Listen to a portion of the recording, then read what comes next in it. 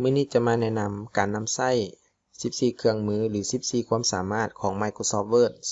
2019 ที่บ่ค่อยจะสอนกัน1การปลักไฟล์งานที่เราใช้เป็นประจำเข้ามาที่เมนูไฟล์เมนู Open เมนู Recent ในเมนู Recent ใน Microsoft Word นี้มันจะจื้อไฟล์ที่เราเปิดเป็นประจำถ้าว่าเราต้องการไฟล์ปักไว้หรือว่าต้องการไฟล์ที่เราต้องการเปิดตลอดเพียงแต่คลิกใส่รูปเข็มมุดอยู่ด้านขวาของโปรแกรมเช่นว่าในที่นี้ครับเจ้าจะเอาคำไฟล์ชื่อว่าบทรายงานกฎหมายชั้นต้นคลิกใส่เพียงเท่านี้เราก็จะได้ไฟล์ที่ต้องการเปิดเป็นประจำแล้ว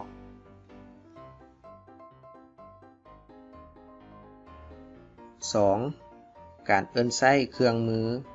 อ่านภาษาอังกฤษเช่นว่าข้าพเจ้าจะให้มันอ่านข้อความภาษาอังกฤษนี้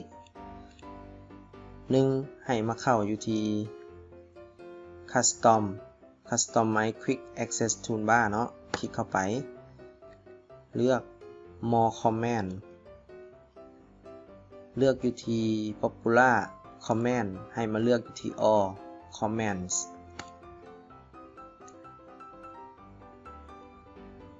ให้เลื่อนลงมาซอกเมนูชื่อว่า Speak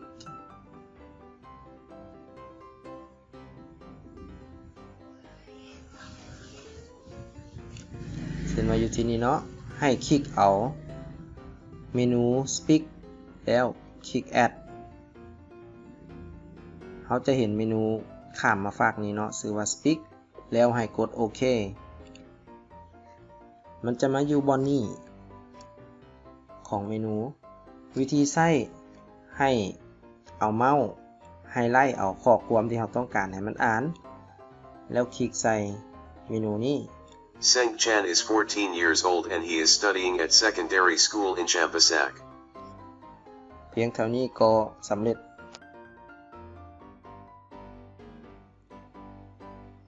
3. การเอิ้นใช้เมนู Clipboard Multipass ภาษาลาวแม่นการเก็บการ Copy ของเราเพื่อเอิ้นใช้ในครั้งต่อไป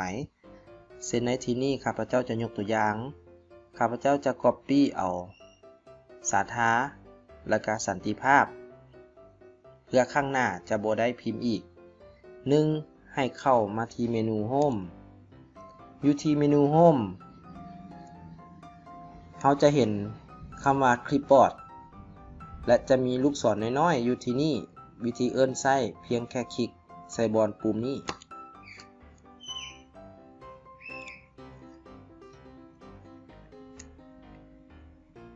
เช่นว่าข้าพเจ้าจะ Copy เอาสาธารณรัฐเพียงแต่ทาสีการ Copy กับ Copy แบบธรรมดาเนาะทั่วไปให้คลิกขวาใส่และเลือกเมนู Copy สังเกตว่าอยู่ที่ Clipboard มันจะจื้อตัวเฮา Copy เอามาเก็บไว้ทางด้านนี้ต่อไปทาสีเอาสันติภาพคลิกขวา Copy สังเกตว่ามันจะเก็บไว้อยู่ที่นี่เนาะบัดนี้การเอิ้นใช้ก็ง่ายๆยกตัวอย่างข้าพเจ้าจะเปิดไฟล์ใหม่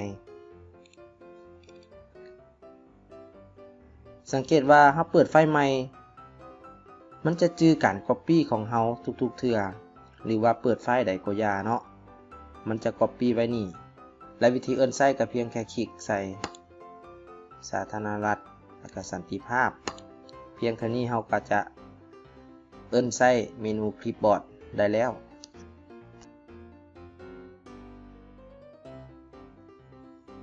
เมนูที่4เป็นเมนู Calculate ลาวก็คือซอกหาผลออกของบางเลขอยู่ใน Microsoft Word ยังมีเมนูหนึ่งเนาะที่สามารถไล่บางเลขพวกนี้ได้เช่นว่าข้าพเจ้าจะยกตัวอย่าง2บ้างวิธีเอิ้นใช้ให้เข้ามาที่ Quick Access Toolbar ใ ให้มาเลือกที่ more command ให้มาเลือกอยู่ที่ popular และมาเลือกอยู่ที่ all command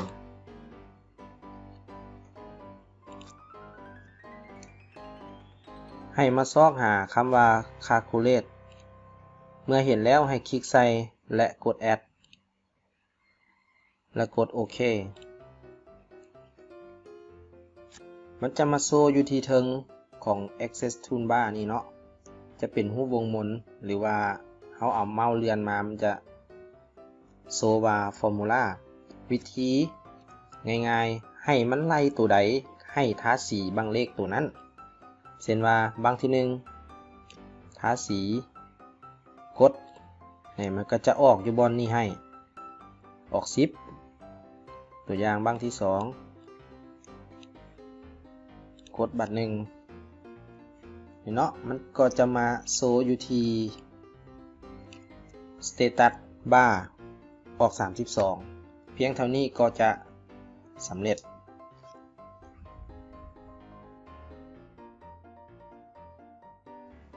เมนูที่5เมนู Formula ในที่นี้เมนู Formula แม่นการสร้างสูตรคิดไล่อยู่ตารางใน Microsoft Word ก็สามารถเฮ็ดได้ 1. ให้มาคลิกใส่ที่เมนู Formula และให้มาเข้าอยู่ที่เมนู Layout อยู่ในเมนู Layout เราจะเห็นแท็บของ Data มันจะมีเมนูชื่อว่า Formula ให้คลิกใส่ Formula ก็คือว่าแท็บของสูตรเนาะเช่นอยู่ในสูตรตัวนี้มันจะเขียนว่า sum left ก็คือตัวเลขอยู่ซ้ายมือนี่มันจะบวกให้กดโอเคจะออก12เนาะ2บวก2เป็น4 4บวก4เป็น8บวกกันเป็น12ตัวนี้ตัวที่2มานี่ให้มาคลิกใส่ Formula อยู่ในที่นี้เราสามารถเปลี่ยนสูตรได้อยู่ที่นี่สามารถเลือก sum เลือก product เลือก size เลือก average อยู่นี่เนาะสามารถเลือกได้เพียงเท่านี้ก็สามารถสร้างสูตรได้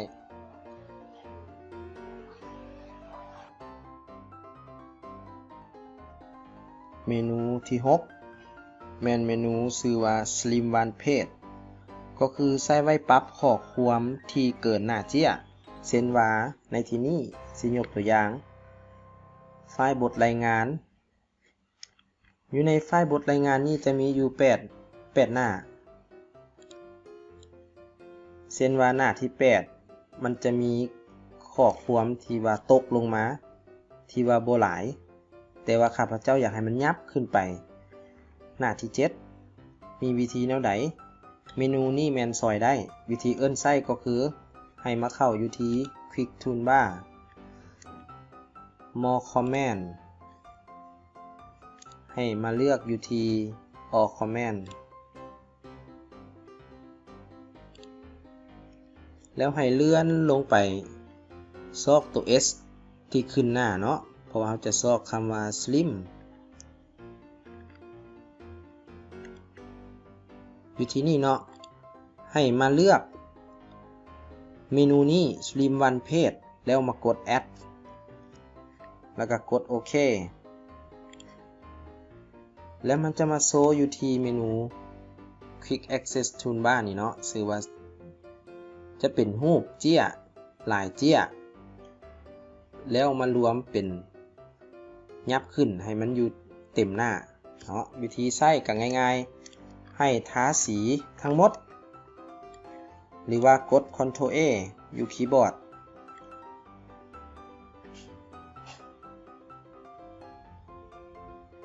แล้วมาเลือกเมนูนี้คลิกบัตรหนึ่งสังเกตว่ามันจะปรับขึ้นตัวที่ตกลงหน้าเจี้ยเนาะมันจะปรับขึ้นให้เฮาแบบออโตเมติก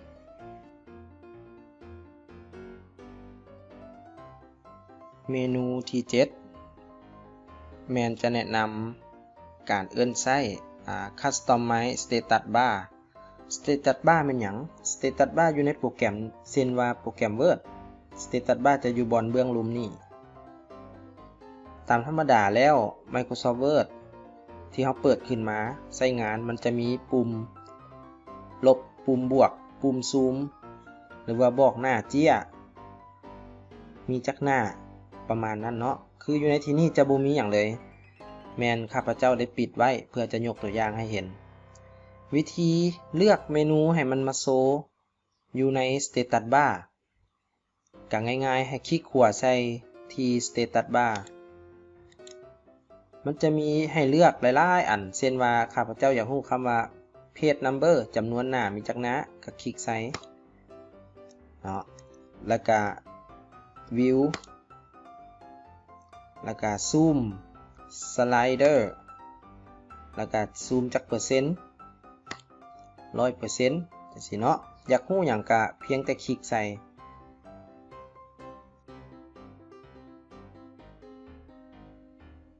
มาฮอดเมนูที่8เมนูที่8นี้ชื่อว่า Screenshot Screenshot แม่นหยัง Screenshot แม่นการแคปเจอร์เอารูปข้อความอยู่หน้าจอหรือว่าเว็บไซต์ต่างๆเพื่ออยากให้เห็นตัวอย่างจะแจ้งเนาะตัวอย่างข้าพเจ้าเฮ็ดปึ้มการใช้ Microsoft Word 2010 บทที่1แม่นการเปิด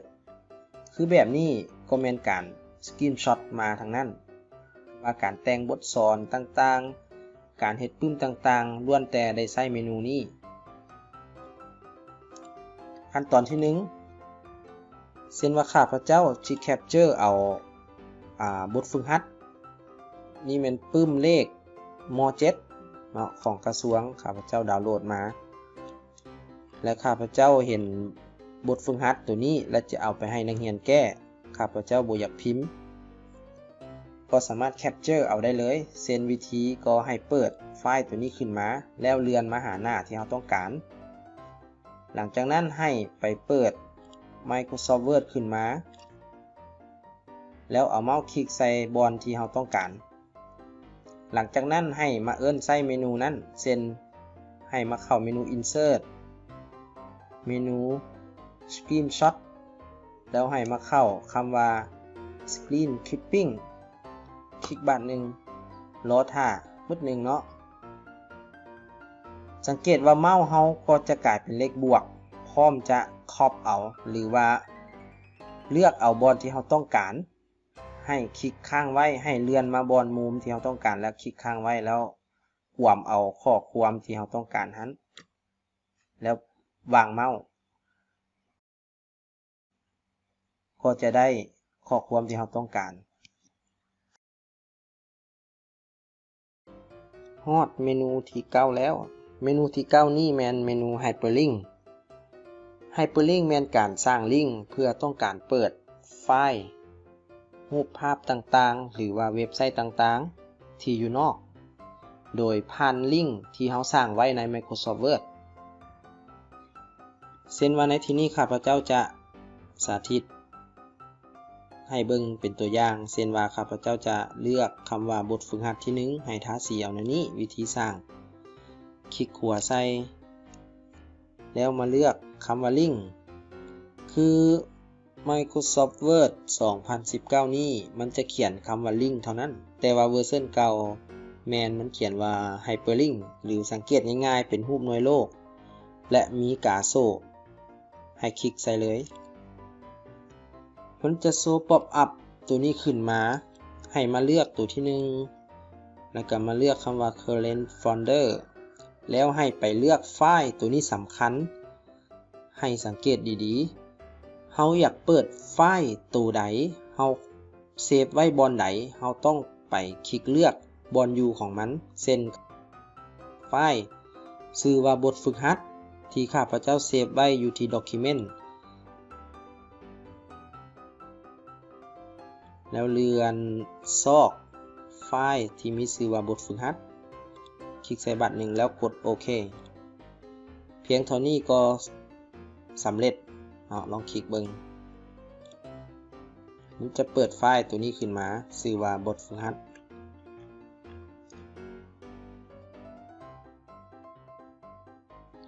เมนูที่10 แม่นวิธีเซฟเป็น PDF PDF แม่นหยังไฟล์ PDF ก็คือไฟล์ที่เมื่อเราพิมพ์เอกสารไปแล้วเราต้องการเอาไปปริ้นเพื่อบ่ให้หน้ามันเคื่อนหรือว่าแก้ไขบ่ให้เขาเจ้าเอาของเราไปแปลงแม่นให้มาเข้าอยู่ที่เมนูไฟล์มาเข้าอยู่ที่ Save As แล้วมาเลือกคำว่า Browse ก็คือเลือกบนอยู่ของไฟล์ที่เราต้องการเซฟอยู่ในที่นี้ข้าพเจ้าจะเลือกบนอยู่ที่ Document แล้วพิมพ์ชื่อไฟล์ Save As PDF ตัวอย่างและอยู่ในแท็บอยู่ลุ่มนี้ชื่อว่า Save As Type นี่ก็คือเซฟเป็นนามสกุลหยังให้มาเลือกอยู่ที่นี่แล้วให้มาเลือกคำว่า PDF แล้วกด Save เพียงเท่านี้ก็สำเร็จ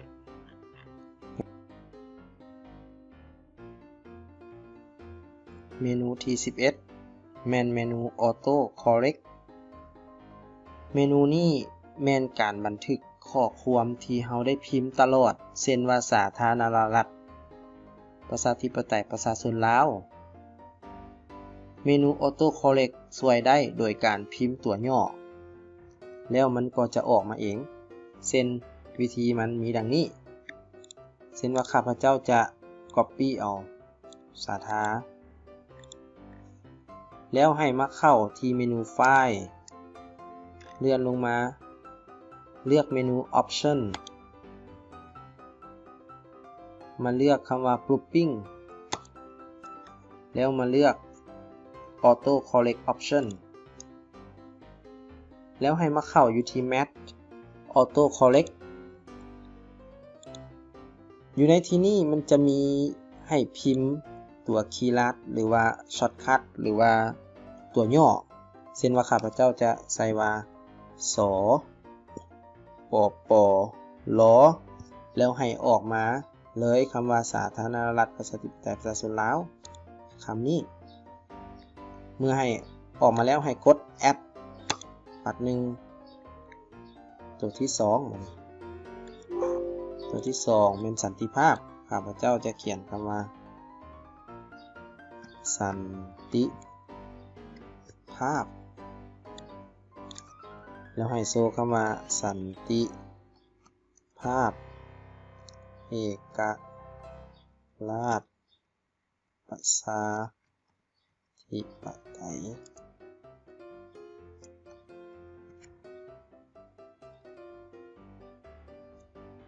เอกภาพวัฒนถาวรแล้วกด Add แล้วกดโอเคแล้วกดโอเคอีกครั้งหนึ่งเสร็จครับเจ้าจะลิบลองเบิ่งเนาะสปปลนี่มันก็จะออกมาแบบนี้เลยสันติ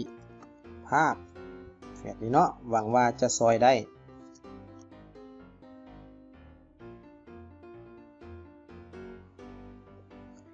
เมนู12แม่นเมนูinsert icon เมนูนี้แม่นใช้เฉพาะแต่เวอร์ชัน2019ที่มีมาให้เนาะอยู่ในเมนู insert และจะมีคำว่า icon เมนูนี้แม่นต้องได้ตอนอินเทอร์เน็ตจึงใช้ได้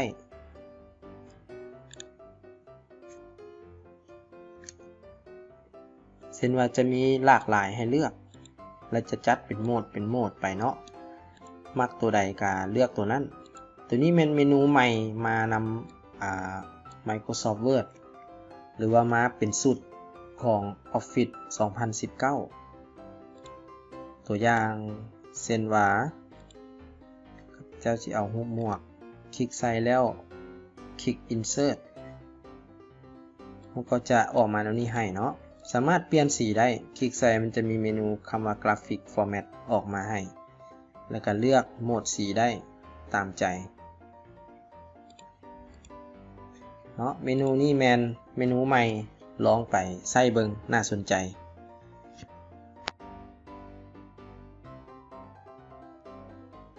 เมนู13เป็นเมนูใหม่คือกันชื่อว่า 3D Model เมนูนี้มาเป็นสุดของ Office 2019เช่นว่ามันจะมี2เมนูที่มาเช่นว่าไอคอนกับ 3D Model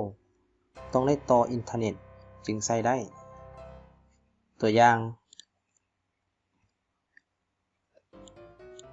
ตัวนี้น่าสนใจเนาะมันจะเป็นกราฟิก 3D เป็นรูปแบบเป็นตัวแบบให้เราเลือกใช้เช่นว่าข้าพเจ้าจะเลือกสัตว์ข้าพเจ้าก็จะมาคลิกใส่นี้หรือว่าสามารถพิมพ์อยู่นี่ก็ได้ Animal แล้วกด Enter อยู่คีย์บอร์ดมันก็จะขึ้นมาหลากหลายมักตัวใดให้คลิกใส่ตัวนั้นยกตัวอย่างข้าพเจ้าจะเอาตัวสร้างน้ำฮิปโปเนาะคลิกใส่แล้วกด Insert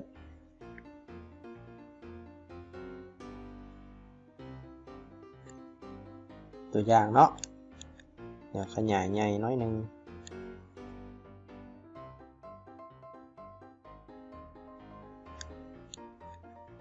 สีเนาะตัวนี้น่าสนใจมักแนวใด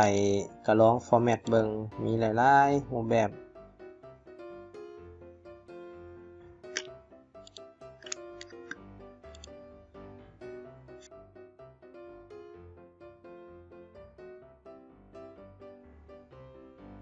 เมนู14เมนูสุดท้ายเมนูนี้แมนส่วนหลายเฮาบ่ค่อยจะเห็นชื่อว่าเมนูdraw ก็คือแต้มเมนูนี้น่าจะมีตั้งแต่เวอร์ชัน2013 2016และล่าสุดก็แม่น2019เมนูนี้มันจะบ่ออกมาเฮาต้องได้ไปเปิดขึ้นมาเองเช่นมีวิธีดังนี้ให้มาเข้าอยู่ที่เมนูไฟล์มาเข้าอยู่ที่ Option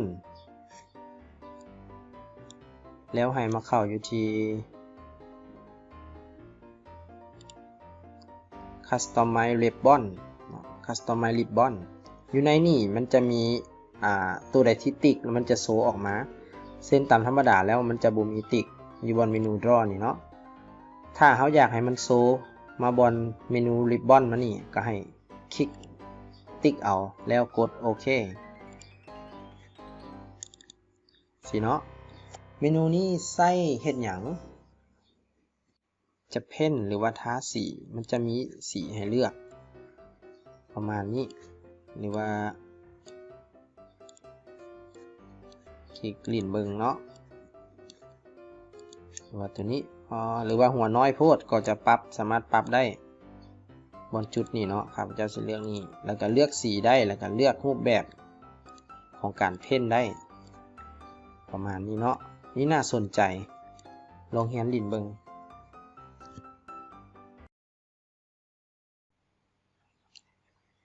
อยากขอแนะนำปิดท้ายอีกวิธีหนึ่งชื่อว่าวิธี Insert Emoji แม่นการเอาสัญลักษณ์ที่สวยงามจะมีใน Windows 10 เวอร์ชัน1903เส้นอาจารย์เองกำลังใช้ในปัจจุบันนี้แม่นใช้ Windows นี้ซึ่งเป็น Windows 10 ล่าสุดวิธีการก็คือกดปุ่ม Windows อยู่คีย์บอร์ดค้างไว้แล้วกดปุ่มจำจุดมันจะมีป๊อปอัพขึ้นมาเราก็สามารถเลือกใช้ได้จะมีเครื่องหมายหลายๆเครื่องหมายที่น่าสนใจลองเอาไปนำใช้เบิ่ง